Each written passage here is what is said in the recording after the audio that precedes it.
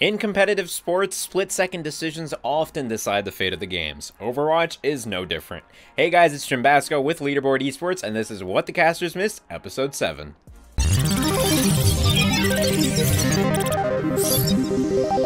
It was a Stage 3 finals. It was the New York Excelsior up against the Boston Uprising, map 1 in a best-of-5 series on Route 66. What I want you guys to look at in this clip before we really head into it, once again, are the comps that both these teams are running. New York Excelsior on the offense here. They're running a offensive dive. That's Mano, Meko on Winston and d.va respectively. Sabiobi, of course, playing Tracer. Jonak, Zenyatta, who else? Arc playing Mercy. And Pine playing Widowmaker.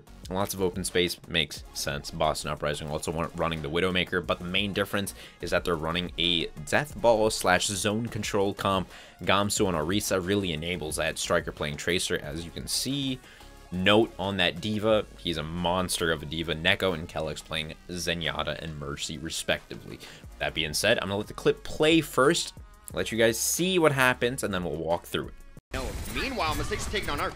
That's the one kill in a Widow that can just end a fight. Almost immediately end a fight because there's no resurrections available. They're gonna have to back out of this one. Having to play patient. They're kind of separated here right now as well. That's a bit uncomfortable here for the New York Excelsior. You'll be sneaking some meters on that payload as the rest of the fight goes through, trying to join up with this tanks. Mano will find the DMAC on Note, and they're following kill as well. Sabiobi throws a pulse in, and it's a wipeout. Boston Uprising, they're getting run over. There's the horn team. Yes, Semler, getting run over is a great word for it, but it makes me angry, like, for the Boston Uprising. And don't get me wrong, I'm an NYXL fan all the way. You know, New York for everything, Boston sucks, yada, yada, yada. But, it makes me angry because that situation was entirely avoidable, and Boston Uprising really should have held that because, you know, once the clip starts, you hear Hex mentioning how hard it is to do anything without your Mercy, which is true. Absolutely true. And then you hear later Semler mention NYXL kind of split up. It's not a good positioning for them. You know, Pine, rather, the Widowmaker would be a super easy pickup because he's split up from the rest of his team. It's not looking so good for the NYXL. That's how Semler had set it up.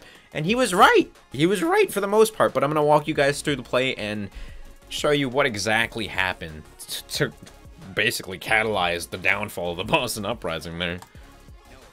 Alright, Striker around the right side. This is absolutely huge because he has gotten so much information. He says that both, he communicates to the rest of his team that Mano and Meko, both the tanks of the NYXL, are on the right side of the map. So is Zenyatta. You can see his little guy floating there, and Tracer is somewhere in the mix over there. I'm sure we can see her for just a second. Yeah, she's running around down here.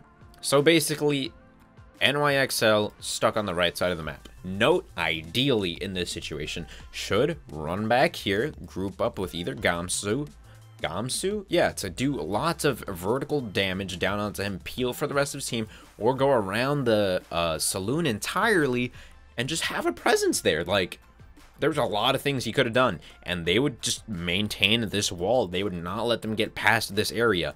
Boston Uprising would have continued to hold.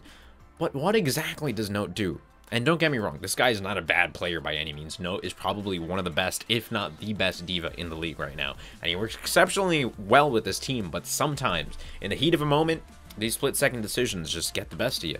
Here we go. Note, heading in, he has a moment of indecisiveness. He looks left, looks right, and the reason he looks left is because Pine is here. He was just denying the tunnel from Pine and forced Pine on that Widowmaker to come all the way around and try to get some pot shots across this line of sight. Note is struggling because he knows his team is over here and he knows he wants to go that way, but Pine is calling to him. Killing Pine just sounds so good.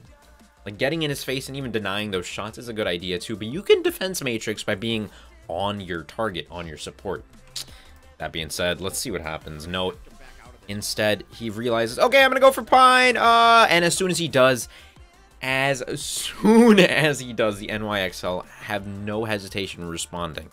They turn around. Jonak, he's going to be putting that Discord on him momentarily, doing lots of flag damage with that right click as well. Winston and d.va, that's Mano and Meko from the NYXL, turn around and start putting massive amounts of pressure on this guy. Note is just not in a good spot, dude. Not in a good spot. And you'll see how fast, like, he tries to come back to Gamsu, tries to get back behind the shield, but oh my god, he just gets chunked and chunked and chunked. Pine's not helping either, you know, he's sitting back there doing tons of damage from relative safety. It's good. It's good. And you know, from there, the rest is history. Sabiobi comes up, uses a nice blink to head up here, sticks Gamsu, gets the collateral kill onto Kellex, and from there, Pine around the back left with a nice shot onto Mistakes to finish things off. It was avoidable.